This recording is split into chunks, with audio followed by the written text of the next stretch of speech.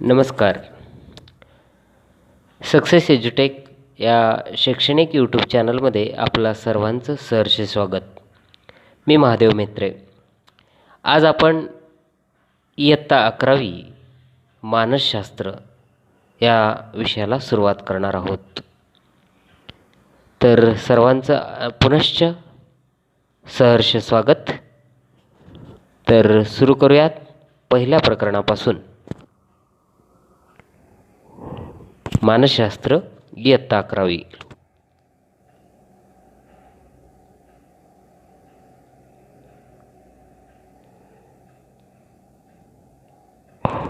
यामध्ये प्रस्तावना.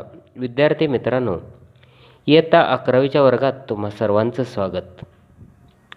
आता तुम्ही शालेय शिक्षण पूर्ण करून महाविद्यालयीन शिक्षणाला सुरुवात केली आहे, त्याबद्दल सर्वप्रथम शुभेच्छा. मानसशास्त्र या विषयाचे पाठ्यपुस्तक तुमच्या हाती देताना आनंद होतो आहे. यामध्ये महत्त्वाचा म्हणजे मानवी मनाचा, मेंदूचा आणि मुख्यतः मानवी वर्तनाचा अभ्यास मानसशास्त्र या विषयात केला जातो. कुठलीही कृती, विचार करताना नक्की मानवी मेंदूत काय घडते व कोणत्या कारणांच्या आधारे प्रत्येक व्यक्ती ही इतर व्यक्तीपेक्षा भिन्न वर्तन करते, भावना व विचार हे मानवी वर्तनावर कसा परिणाम करतात, मानसिक समस्या व आजार कसे उद्भवतात, त्यामागची कारणे व उपचार पद्धती यांचा समावेश या विषयात होतो. प्रत्येक व्यक्तीला आयुष्यात काही टप्प्यावर सल्ल्याची, मार्गदर्शनाची, समजून घेण्याची गरज भासते. तसेच या तणावजन्य व असुरक्षित जीवन पद्धतीमुळे तिला अनेक समस्यांना सामोरे जावे लागते. अशा वेळी मानसतज्ञ, समुपदेशक व मार्गदर्शक हा त्या व्यक्तीला एक सक्षम व्यक्ती म्हणून उभे करण्यास मदत करतो. सध्या करिअरच्या विविध संधी असणारे हे क्षेत्र आहे.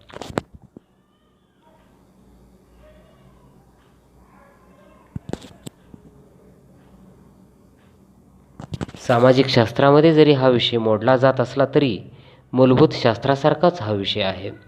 मुख्यत्वे व्यक्ती, अभ्यास व सर्वेक्षणावर यात भर दिला जातो. कारण प्रत्येक व्यक्तीनुसार समस्येचे स्वरूप, उपचार, समुपदेशन पद्धती ही वेगळी ठरत असते. त्यामुळे तितकेच जबाबदारीचे हे क्षेत्र आहे. कारण इथे प्रयोगाचे साधन व माध्यम ही थेट व्यक्ती आणि तिचे वर्तन असते.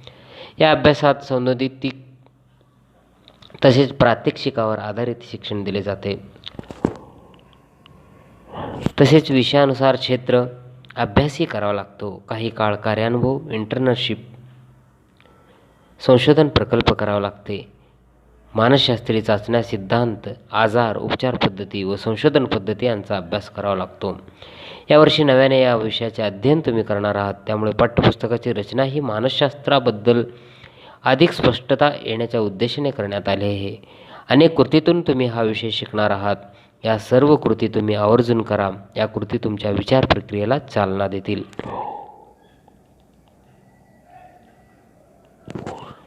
तर मानसशास्त्र अध्ययन उद्दिष्टे काय आहेत? या पाठ्याचे उद्दिष्ट विद्यार्थ्यांना खालील मुद्दे समजून घेणे सोयीस्कर हवे हे आहे. मानसशास्त्राची कथा. मानवी वर्तनाचा अभ्यास करताना मानसशास्त्र एक महत्त्वाचा विषय म्हणून कसे उदयास आले, मानवी वर्तनासंबंधी मूलभूत संकल्पना समजून घेणे, मानसशास्त्राची ध्येय समजून घेणे. मानसशास्त्राच्या शाखा काय आहेत?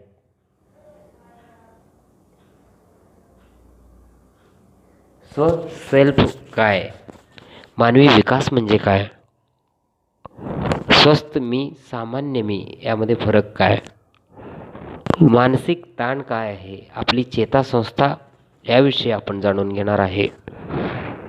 स्मृती लक्षात ठेवणे, ध्यानात ठेवणे व त्याचे स्वरूप आणि त्यामध्ये विस्मरणाची कारणे, स्मृती सुधारण्याची तंत्रे इत्यादीबद्दल आपण विस्ताराने पुढे जाणून घेणार आहोत.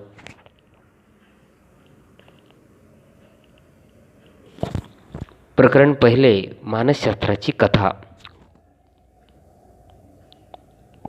चला तर मग सुरुवात करूया या मानसशास्त्राची कथा विषयी जाणून घेण्यासाठी. प्रस्तावना. आपल्याला जरी मानसशास्त्र हा विषय नवीन वाटला तरी आपण लहान असल्यापासून आपल्याला या विषयाची जाणीव असते. आपण विविध प्रकारच्या वर्तनांचे, भावनांचे, भावावस्थेचे निरीक्षण करत असतो आणि मानवी वर्तन हे व्यक्तिभिन्नतेने नटलेले आहे. या भिन्नतेचे आपल्याला आश्चर्य वाटल्याशिवाय राहत नाही. जेव्हा आपण दररोजचे वर्तमानपत्र उघडतो किंवा दररोजच्या बातम्या दूरदर्शनवर पाहतो तेव्हा मानवी वर्तनाचे विविध पैलू आपल्यासमोर येतात. खाली दिलेल्या चित्रामधून हे स्पष्ट होईल.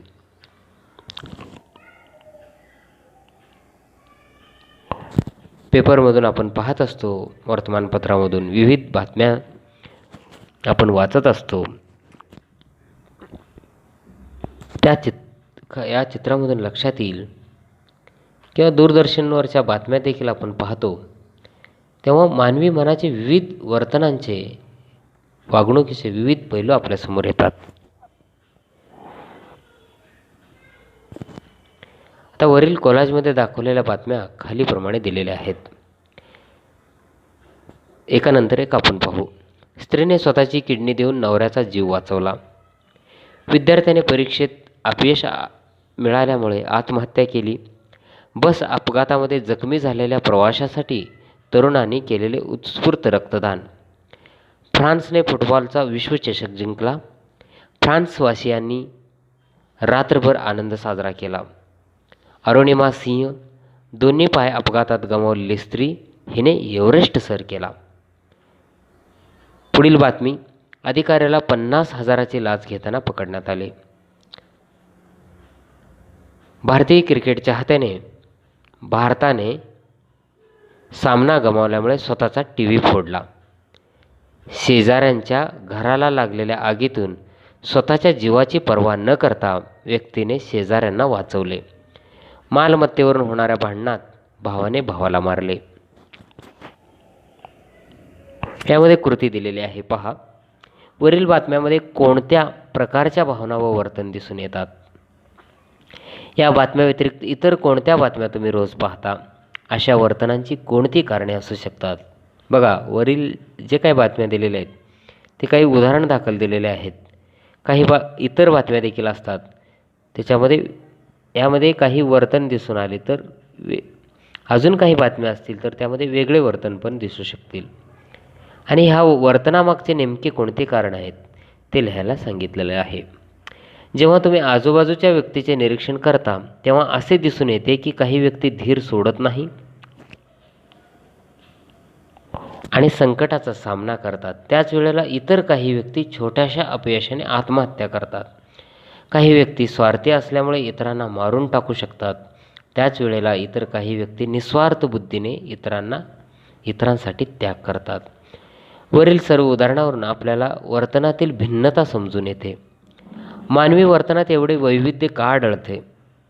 वरील घटनांमध्ये कोणते वर्तन दिसून येते? मानसशास्त्र आपल्याला वर्तनाच्या विविध पैलूंना समजून घेण्यास मदत करते. नक्कीच वरील जे काही उदाहरणं आहेत त्यामध्ये वेगवेगळे वर्तन लक्षात आले.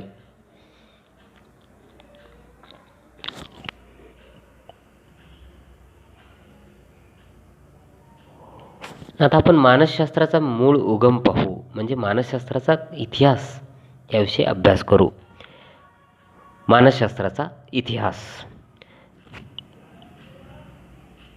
मानसशास्त्र हे वर्तनाच्या विविध पैलूंचा अभ्यास करणारे शास्त्र आहे. त्यामुळे मानसशास्त्राची अचूक व मूर्त व्याख्या करणे कठीण आहे. नक्कीच मानसशास्त्रामध्ये वेगवेगळे पैलू असल्यामुळे त्याचा अचूक अभ्यास करणे एवढं शक्य नाही आणि त्यामुळं व्याख्या करणं सहज शक्य नाही असं सांगितलं गेलं आहे. पूर्वी मानसशास्त्र हे तत्त्वज्ञानाची शाखा होते. 19व्या शतकात मानसशास्त्र शास्त्र म्हणून उदयास आले. यामध्ये प्लेटोच्या मते ज्ञान हे अंतर्भूत असते, तर जॉन लॉकच्या मते प्रत्येक मूल हे कोरी पाटी घेऊन जन्माला येते आणि ज्ञान हे अध्ययन व अनुभवातून मिळवले जाते. प्लेटो आणि जॉन लॉकचे फोटो यामध्ये आपल्याला पाहायला मिळेल.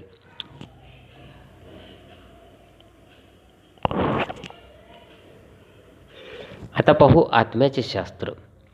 पूर्वी संज्ञेच्या आधाराने मानसशास्त्राची व्याख्या बनवण्याचा प्रयत्न करण्यात आला. सायकॉलॉजी PSYHLOGY हा शब्द 2 ग्रीक शब्दापासून निर्माण झाला आहे. जसे PSY हे आणि आत्मा आणि LOG म्हणजे शास्त्र किंवा ज्ञानाची शाखा. त्यामुळे मानसशास्त्राचा अर्थ आत्म्याचा अभ्यास करणारे शास्त्र असा झाला. आता पुढे एक चिन्ह दिलेलं आहे. तुम्हाला माहीत आहे का मानसशास्त्राचे चिन्ह? मानसशास्त्र हे चिन्ह ग्रीक वर्णमालेतील 23वे मुळाक्षर आहे. ग्रीकचं जे काही वर्णमाला आहे त्यांच्यामधील 23वा मुळाक्षराचा इथे घेतलेला आहे व त्याचा PSI चा अर्थ आत्मा मन आहे. पण या व्याख्येमुळे मानसशास्त्रज्ञ समाधानी नव्हते, कारण आत्मा पाहता येत नाही आणि ती मूर्त संकल्पनाही नाही. आत्मा व मन या दोन्ही अमूर्त संकल्पना आहेत. तर्कशास्त्राची माहिती निरीक्षण आणि प्रयोगाच्या आधारे सिद्ध होते. जर मानसशास्त्र हे शास्त्र असेल तर त्या माहितीला निरीक्षण आणि प्रयोगाचा आधार असला पाहिजे. परंतु मन व आत्म्याचे निरीक्षण होऊ शकत नाही. आपण मन व आत्म्याला बघू शकत नाही किंवा स्पर्श करू शकत नाही. आपण त्याचे स्वरूप सांगू शकत नाही किंवा ते कुठे आहे हे दाखवू शकत नाही. म्हणून मानसशास्त्राची व्याख्या बदलण्यात आली. यामध्ये कृती 2. तुम्हाला मानसशास्त्राच्या आत्म्याचे किंवा मनाचे शास्त्र हे व्याख्या पटते का? जर हो असेल तर का? जर नाही असेल तर का? त्यानंतर कृती क्रमांक 3. बहिणाबाई चौधरींच्या मन वडाय वडाय या कवितेबद्दल माहिती मिळवा. पुढील पॉईंट. बोधावस्थेचा अभ्यास. 19व्या शतकाच्या उत्तरार्धात जर्मन मानसशास्त्रज्ञ विल्हेम वुंट यांनी पहिली मानसशास्त्रीय प्रयोगशाळा जर्मनीच्या लिप्झिग येथे 1879 मध्ये मानवी वर्तनाचा अभ्यास करण्यासाठी सुरू केली. त्यांनी बोधात्मक अनुभव ही संज्ञा विकसित केली. बोधात्मक अनुभव असलेली म्हणजे व्यक्तीच्या मानसिक घडामोडीचा त्याला असलेली जाणीव. ही जाणीव व्यक्तीच्या स्मरणात असलेल्या मानसिक प्रतिमा व त्याच्या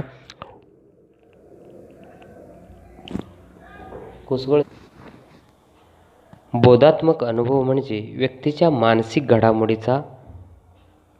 घडामोडीची त्याला असलेली जाणीव. ही जाणीव व्यक्तीच्या स्मरणात असलेल्या मानसिक प्रतिमा व त्याच्या भूत, वर्तमान व भविष्य काळात असलेल्या जाणीवेशी निगडीत असते. त्यांनी प्रतिक्रिया देण्यासाठी लागणारा वेळ, संवेदन व बोधावस्था यावर आधारित प्रयोग केले. यानंतर मानसशास्त्राचा शास्त्र म्हणून उदय झाला. मानसशास्त्राच्या पहिल्या प्रयोगशाळेत वुंट आणि त्याचे सहकारी याचे छायाचित्र.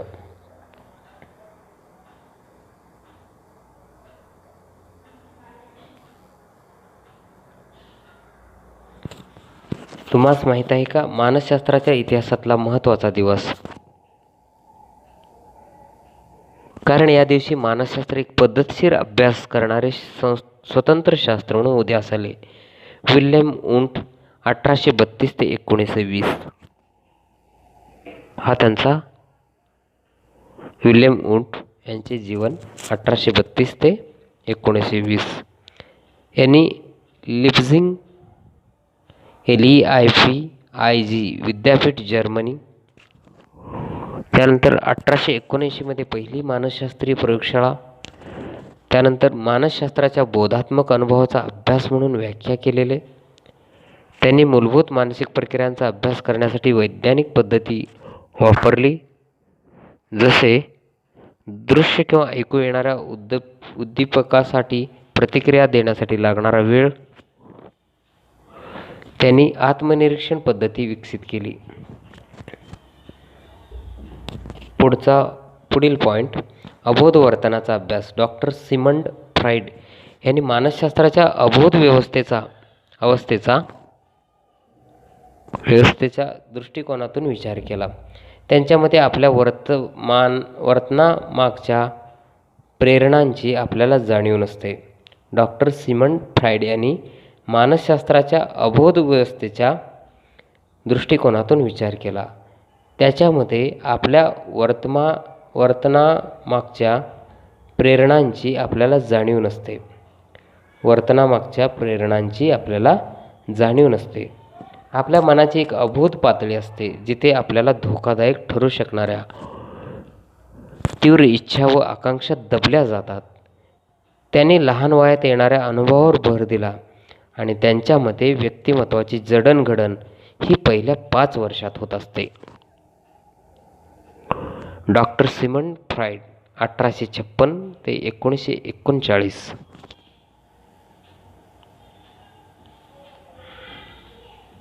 यांच्याबद्दल डॉक्टर सिमंड फ्राईड ऑस्ट्रियन मानसशास्त्रज्ञ व मनोविश्लेषणाचे संस्थापक. मानसशास्त्राची अबोध व्यवस्थेच्या दृष्टीने व्याख्या. त्यांच्या मते बाल्यावस्थेतील अनुभव आणि अबोध प्रेरणा यांचा व्यक्तिवर्तनावर आणि व्यक्तिमत्वावर प्रभाव असतो. जर व्यक्तीच्या आयुष्यात काही महत्त्वाच्या मानसिक समस्या दिसून आल्या तर त्यांचे मूळ कारण त्यांच्या लहानपणी आलेल्या अनुभवात असते. कृती 5. तुम्हाला मानसशास्त्राची अबोध व्यवस्थेचा अभ्यास ही व्याख्या मान्य आहे का? नसल्यास त्याची मर्यादा सांगा. वर्तनाचा अभ्यास. पुढील पॉईंट. विल्यम वुंटनी त्यांच्या मते बोधावस्थेचा अभ्यास करणारे शास्त्र म्हणजे मानसशास्त्र, तर डॉक्टर सिमंड फ्राईड यांच्यामध्ये अबोधावस्थेचा अभ्यास करणारे शास्त्र म्हणजे मानसशास्त्र. आता मानसशास्त्राची आधुनिक व्याख्या. मानसशास्त्र म्हणजे मानवी वर्तनाचा व मानसिक प्रक्रियांचा शास्त्रशुद्ध अभ्यास. या व्याख्येत खालील महत्त्वाचे घटक आहेत. वर्तन.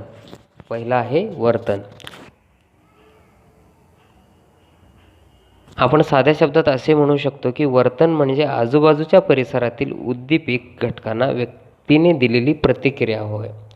आजूबाजू जे काही घडत असेल त्याला त्या घटकांना व्यक्तीने दिलेली प्रतिक्रिया म्हणजे काय असेल? वर्तन.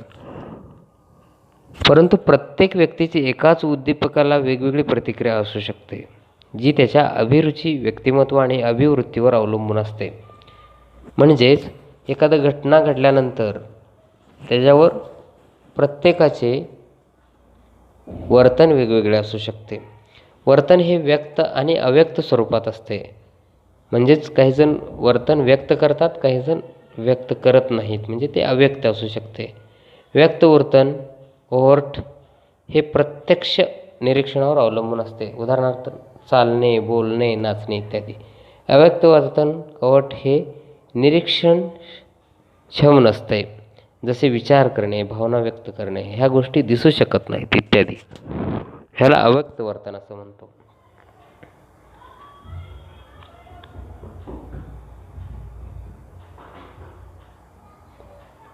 पुढील पॉईंट.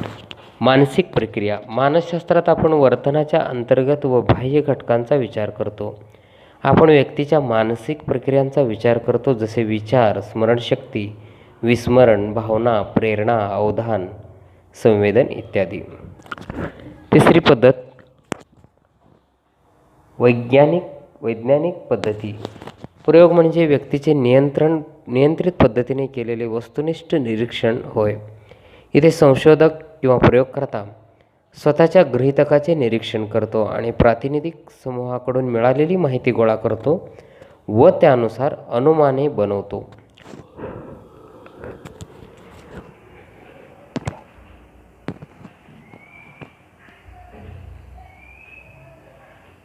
ही अनुमाने मानवी वर्तनाचे विश्लेषण करण्यासाठी व भविष्यातील वर्तनाचे पूर्वकथन करण्यासाठी वापरण्यात येऊ शकतात.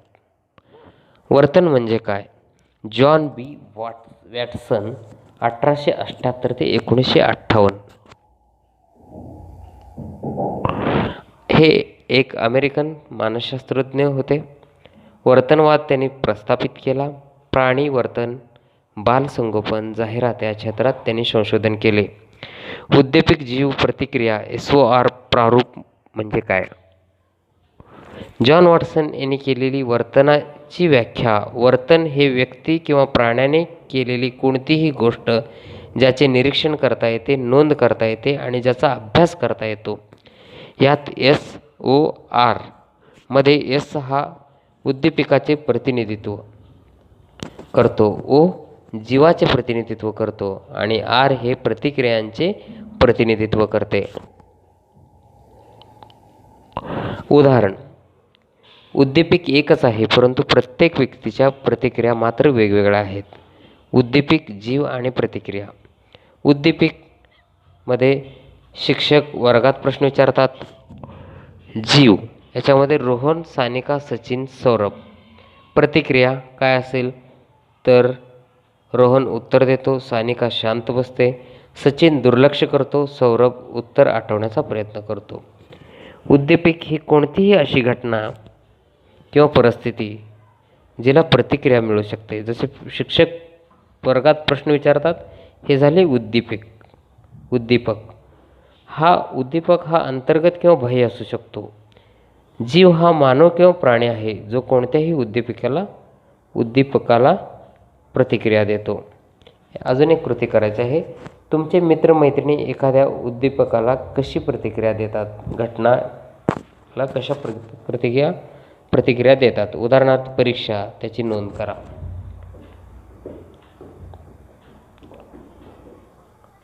वर्तनाचे अंतर्गत व बाह्य वर्तन असे दोन प्रकार आहेत. बाह्य वर्तनात चालणे, खेळणे, नृत्य करणे, गाणे,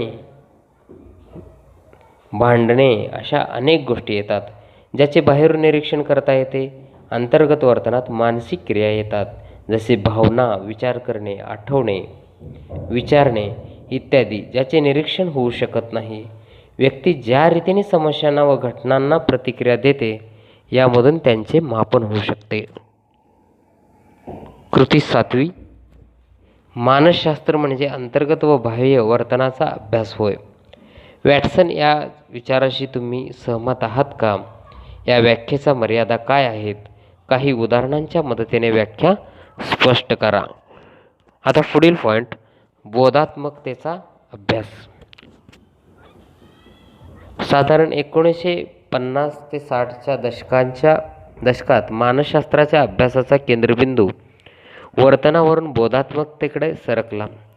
मानसशास्त्रज्ञांना संवेदन, विचार, स्मरण इत्यादी व इतर उच्च दर्जाच्या मानसिक प्रक्रियामध्ये रस वाटू लागला. बोधात्मक मानसशास्त्रज्ञ कोणती मानसिक प्रक्रिया कोणती प्रतिक्रिया निर्माण करू शकते याचा विचार करू लागले.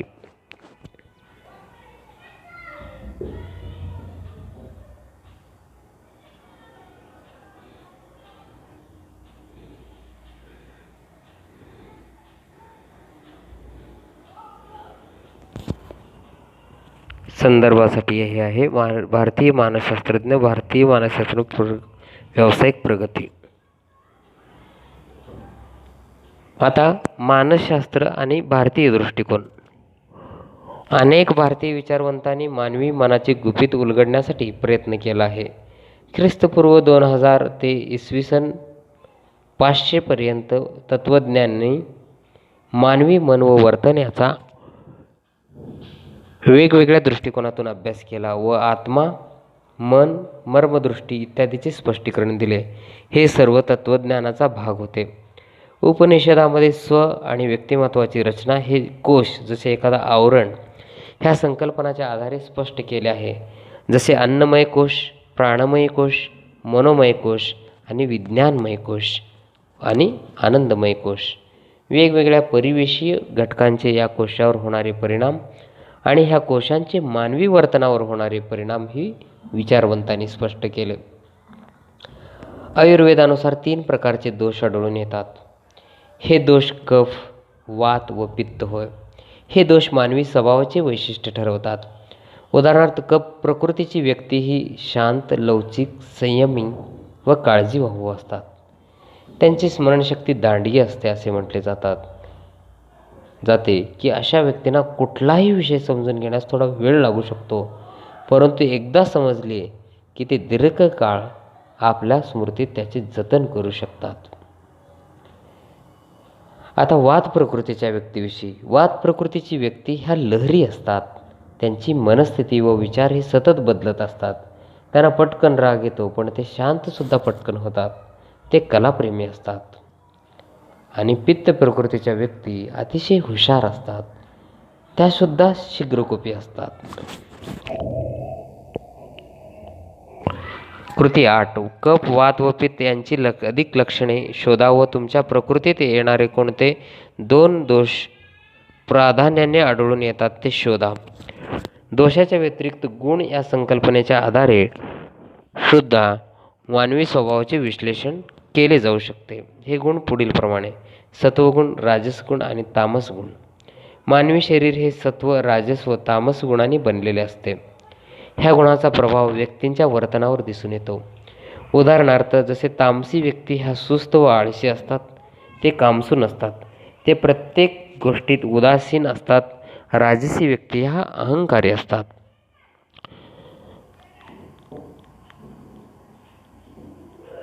जे स्वप्रतिष्ठेला जपतात. सर्व काही त्यांच्या मनाप्रमाणे घडले पाहिजे असे त्यांना वाटते. ते भांडखोर असतात. सत्वगुण असलेल्या व्यक्ती ह्या शांत व समजूतदार असतात. ते त्यांना नेमून दिलेली कामे काळजीपूर्वक व वेळेत करतात.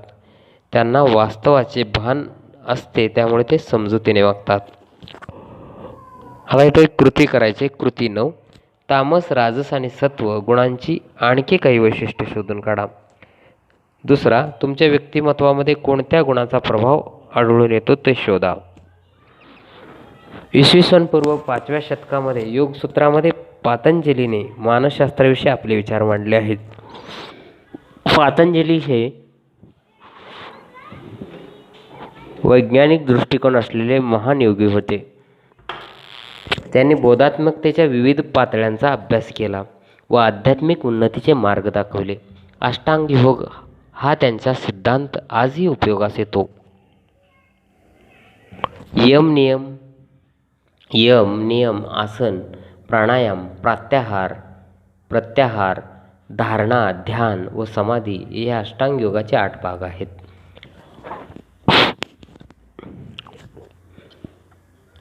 समाधी, ध्यान, धारणा, प्रत्याहार, प्राणायाम, आसन, नियम, यम हे अष्टांग योगाचे 8 भाग. आपल्या इच्छा व आकांक्षावर ताबा मिळवण्यासाठी याचा उपयोग होतो. अनेक भारतीय संतांनी व विचारवंतांनी मानवी मन व वर्तन यावर आपले विचार मांडले आहेत. जैन तीर्थकर, संत कबीर, समर्थ रामदास, स्वामी विवेकानंद इत्यादी विचारवंतांनी मानवी मन व वर्तनाच्या वेगवेगळ्या पैलूवर प्रकाश टाकला आहे. यावरून त्यांचा मानवी वर्तनाचा सखोल अभ्यास दिसून येतो.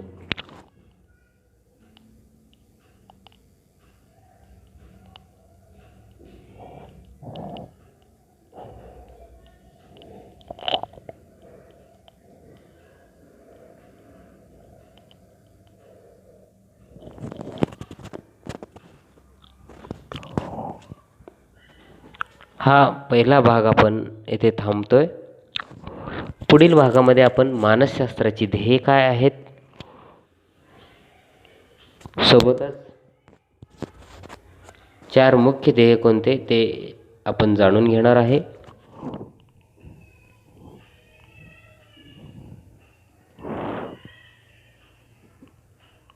हे का घडत आहे, पुढे काय होईल, असे प्रश्न आणि त्याविषयी माहिती आपण उदाहरणादाखल घेणार आहोत. वर्णन, स्पष्टीकरण, पूर्वकथन आणि नियंत्रण या 4 मानसशास्त्रांची मुख्य ध्येय हा पुढील भागामध्ये आपण विस्ताराने जाणून घेणार आहोत. आतापर्यंत आपण मानसशास्त्र म्हणजे काय, त्याची व्याख्या कशा पद्धतीने केली गेली आहे, सुरुवातीपासून आपण वेगवेगळ्या उदाहरणाने वर्तमानपत्रातील बातम्यावरून आपण किंवा टी व्हीवरील बातम्यावरून वर्तनाचे वेगवेगळे प्रकार बघितले आणि त्याच्यावर येणाऱ्या प्रतिक्रिया हे पण बघितले. त्यानंतर प्लेटोच्या मते व जॉन लॉकच्या मते मानसशास्त्र काय हे आपण पाहिलं. त्यानंतर मानसशास्त्राचे चिन्ह ग्रीक वर्णमालातील 23वे मुळाक्षर आहे हे पण आपण पाहिलं आहे. काही कृती आपण अभ्यासल्या आहेत. सोबतच विल्यम वुंट यांनी मानसशास्त्रामध्ये इतिहासातील महत्त्वाचा दिवस म्हणजे त्यांनी सुरुवात केलेली आहे त्याबद्दल माहिती पाहिली. आणि डॉक्टर सिमंड फ्राइड यांच्या मते देखील मानसशास्त्र काय आपण बघितलं. खूपच प्रेरणादायी आणि माहिती देणारे मानसशास्त्र विषयाची आपण सुरुवात केलेली आहे. नक्कीच पुढील पाठामध्ये आपण विस्ताराने राहिलेल्या पॉईंटवरती प्रकाश टाकूयात, म्हणजेच आपण अभ्यास करूयात. तोपर्यंत आपण इथंच थांबतोय. नवीन व्हिडिओसाठी सक्सेस एज्युटेक या शैक्षणिक यूट्यूब चॅनलला सबस्क्राईब करा, बेल आयकॉनला क्लिक करा. तसेच येणाऱ्या प्रत्येक व्हिडिओला लाईक, कमेंट आणि शेअर करा. Thanks a lot. Thank you to the Success एज्युटेक टीम.